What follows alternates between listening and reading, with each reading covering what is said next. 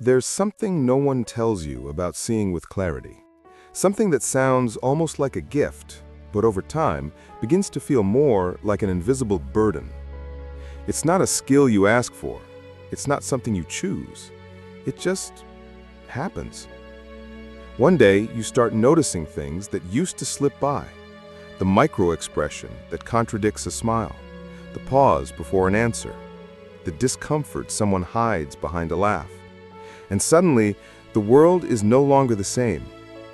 At first, it feels fascinating. You feel more aware, more awake, as if you've gained access to a deeper layer of reality. But over time, that same lucidity starts to charge a silent price, because the more you see, the harder it becomes to pretend you didn't.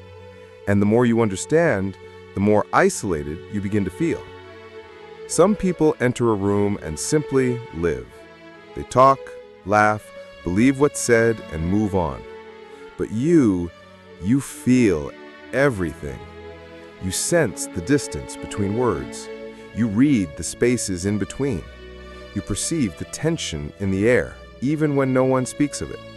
And that changes everything. The problem is, the world was built for those who prefer not to see. Society is a theater, and people, actors devoted to their roles. Everyone rehearsed their lines, their gestures, their convenient emotions. And you, watching from behind the curtain, see that nothing is exactly what it seems. The applause sounds hollow, the smiles are part of a collective script, a well-practiced performance. And when you dare to intervene, when you point out that something's off, the audience turns against you. No one wants the curtain to fall. No one wants to see what's behind the act.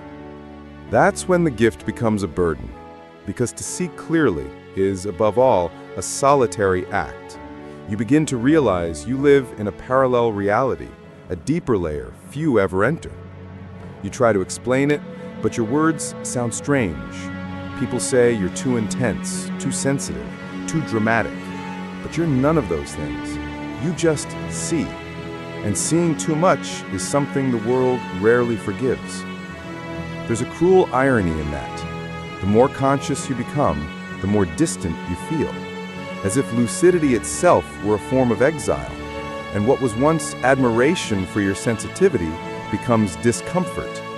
People start to feel exposed in your presence, as if you could see what they'd rather keep hidden.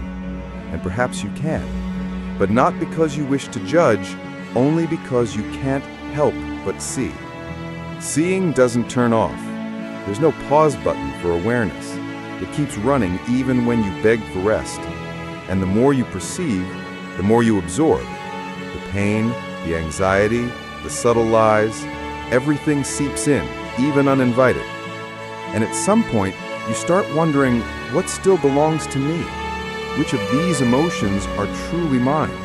Or have I just become an antenna, picking up everyone else's until I lose myself completely?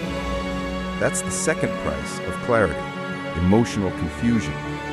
You feel what others feel, suffer what they hide, carry what they deny, and without realizing it, you become a mirror of everything the world tries to avoid.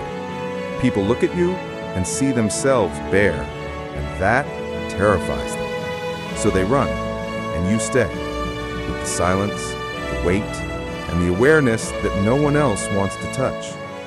But the most subtle danger is this: when you start doubting your own perception, when the whole world insists that everything's fine, even when every fiber of your being tells you it's not. That dissonance eats you alive, because either you believe yourself and drift away from everyone, or you believe them and betray yourself, and neither feels fair. In time, you realize you're not just an observer, you're a messenger. And messengers are rarely welcomed. The world prefers to silence the truth teller than to face the truth itself. And the way they do it is subtle. They call you negative. They accuse you of creating drama. They tell you to relax. They say you're seeing too much. But the truth is, you're seeing just enough. It's simply inconvenient for others that you do. That's when many give up. They shut down. They start pretending not to notice just to fit in. They learn to laugh at the right times, to agree with what they know is false, to ignore what they feel. And little by little, clarity turns into exhaustion, and the gift into a curse. But there's another way, a quiet, mature, almost invisible way of continuing to see without losing yourself in what you see. And it begins when you understand that it's not your role to fix the world. You can perceive the chaos without diving into it. You can feel the pain without absorbing it as your own. You can see the falsehood without needing to shout that the king is naked, because the real power of lucidity isn't in exposing, it's in understanding. To remain present, aware, and peaceful, even when everything around you is noise and disguise.